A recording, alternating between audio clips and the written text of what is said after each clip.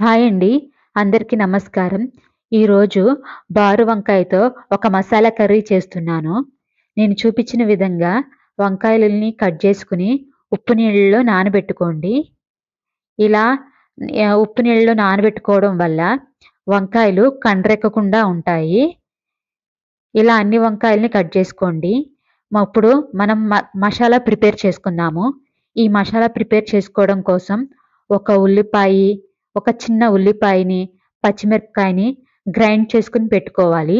ఈ గ్రైండ్ చేసుకున్న ఉల్లిపాయ, పచ్చిమిరపకాయలో అల్లం వెల్లుల్లి పేస్ట్, కొంచెం పసుపు, కొంచెం సాల్ట్, రుచికి సరిపడిన కారము,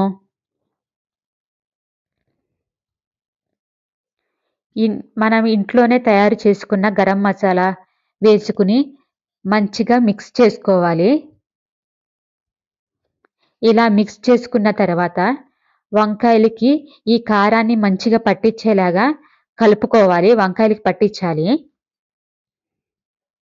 ఇలా మంచిగా పట్టిన తర్వాత వంకాయలన్నిటికి మసాలా మంచిగా పట్టిన తర్వాత మనం ఫ్రై చేసుకుందాము. ఇలా నేను చూపించిన విధంగా మసాలాని మంచిగా వంకాయలకి పట్టించండి. తర్వాత పొయ్యి మీద పాన్ పెట్టుకొని కొంచెం ఆయిల్ వేసుకోండి. ఆయిల్ వీటెక్కిన తర్వాత ఒక కరివేపాకు రెమ్మ వేసుకుని ఆ తర్వాత వంకాయల్ని పాన్లో వేసుకోండి.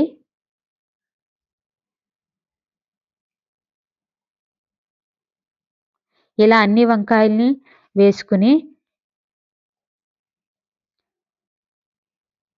లో ఫ్లేమ్లో పెట్టి వేయించుకోవాలండి.